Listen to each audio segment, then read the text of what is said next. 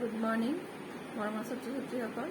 আজি 10মান শ্ৰেণীৰ 11 নম্বৰ অধ্যায়ৰ 188 নম্বৰ পৃষ্ঠাত 188 নম্বৰ পৃষ্ঠাত যিটো আছে উপাযোজন ক্ষমতা, সেই বিষয়ে আমি আজি জানিম।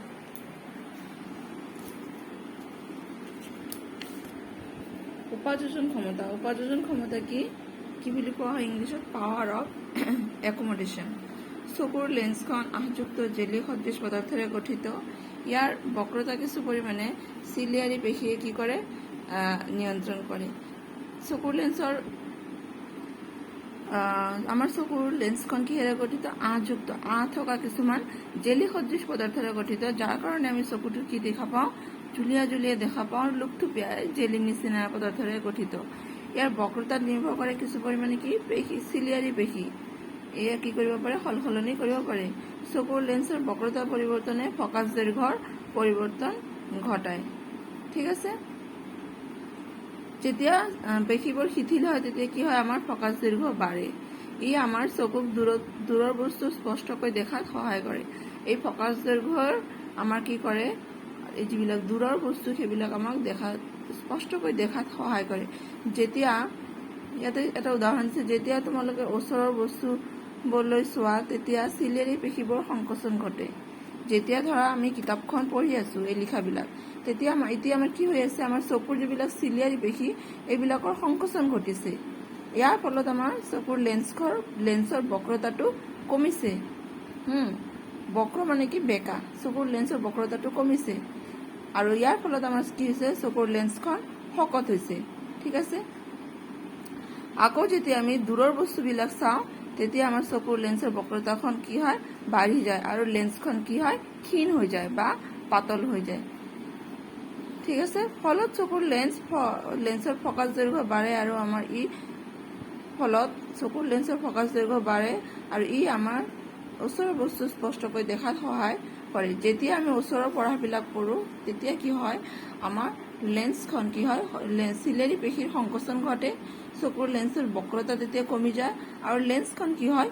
শকত হয় আৰু যাৰ ফলত আমাৰ এই ওচৰৰ বস্তুবোৰ স্পষ্টকৈ দেখাত সহায় কৰে। কাৰ কাৰণে? তেতিয়াই আৰু কি হয়? ফকাছ দৈৰ্ঘ্য বাঢ়ি যায়, লেন্সখনৰ ফকাছ দৈৰ্ঘ্য বাঢ়ি যায়। এই যে ফকাছ দৈৰ্ঘ্য যে কম বেছি হৈ আছে, চকুৰ লেন্সৰ ফকাছ দৈৰ্ঘ্য পৰিৱৰ্তন কৰিব পৰা যিটো সামৰ্থ্য, যিটো মানে ওচৰৰ বস্তু চালে আমাৰ ফকাছ দৈৰ্ঘ্য কি হৈ আছে? বাঢ়ি আছে, দূৰৰ বস্তু চালে কি হৈ আছে? কমি আছে। এই সামৰ্থ্যটোক, কম বেছি কৰিব পৰা সামৰ্থ্যটোক বা পৰিৱৰ্তন কৰিব পৰা সামৰ্থ্যক চকুৰ উপাযোজন ক্ষমতা বুলি কোৱা হয়। কিন্তু চকুৰ লেন্সৰ ফকাছ দৈৰ্ঘ্য এটা ন্যূনতম মানতকৈ কমাব নোৱাৰো। এটা ন্যূনতম এটা মান আছে যাতকৈ আমি ফকাছ দৈৰ্ঘ্য কমাব নোৱাৰো। ছপা কৰা পৃষ্ঠা এটা চকুৰ নিচেই ওচৰত ৰাখি পঢ়িবলৈ চেষ্টা কৰা। তোমালোকে অস্পষ্ট প্ৰতিবিম্ব দেখিবা অথবা চকুত ক্লেশ অনুভৱ কৰিবা। এই কিতাপখনত যে লিখা আছে সেই লিখাবিলাক তোমালোকে চোৱা, নিজে ট্ৰাই কৰি চাবা। একদম চকুৰ ওচৰলৈ লৈ পঢ়িবলৈ চেষ্টা কৰিবা, তোমালোকে পঢ়িব নোৱাৰিবা, একো দেখা নাপাবা আৰু কি হ'ব? অস্পষ্ট দেখিবা আৰু কষ্ট অনুভৱ কৰিবা বা কিবা মানে অসুবিধা অনুভৱ কৰিবা। বস্তু এটা অনায়াসে আৰু স্পষ্টকৈ দেখা পাবলৈ প্ৰায় 25 চেণ্টিমিটাৰ দূৰত্বত ৰাখিব লাগিব। যিকোনো বস্তু এটা সুস্থ চকুৰ কাৰণে কৈছো, যিকোনো সুস্থ চকুৰ কাৰণে স্পষ্টকৈ বস্তু এটা চাবলৈ বা দেখিবলৈ বস্তুটো প্ৰায় 25 চেণ্টিমিটাৰ দূৰত্বত আমাৰ চকুৰ পৰা 25 চেণ্টিমিটাৰ দূৰত্বত ৰাখিব লাগিব।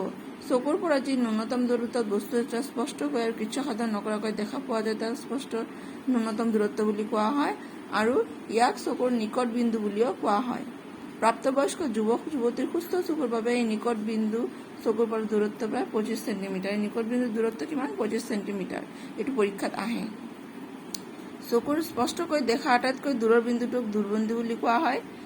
আটাইতকৈ যিটো দূৰৰ বিন্দু, যিটো আমি স্পষ্টকৈ দেখিব পাৰো, তাক দূৰবিন্দু বুলি কোৱা হয়। সুস্থ চকুৰ বাবে দূৰবিন্দু অসীমত থাকে আৰু সুস্থ চকুৰ পৰা 25 চেণ্টিমিটাৰ দূৰত্বৰ পৰা অসীমলৈ বস্তু থকা যিকোনো বস্তু এটা স্পষ্টকৈ দেখা পায়। এইটো সুস্থ চকু। কেতিয়াবা বয়সীয়াল মানুহৰ চকুৰ স্ফটিকেৰে গঠিত লেন্সখন দুগ্ধ সদৃশ আৰু অস্পষ্ট হৈ থাকে। বয়সীয়াল মানুহৰ চাবা কেতিয়াবা চকুত বগা এটা চামনি নিচিনা দেখা যায়, সৰু গোল। আৰু সেইটো কেটাৰেক্ট বা ছানি পৰা বুলি কোৱা হয়, যিটো আমি চবেই জানো। আৰু ইয়াৰ বাবে কি হয়, মানুহজন কেতিয়াবা আংশিকভাৱে আৰু কেতিয়াবা সম্পূৰ্ণকৈ দৃষ্টি শক্তি হেৰুৱাই পেলাই বা লোপ পাই যায়।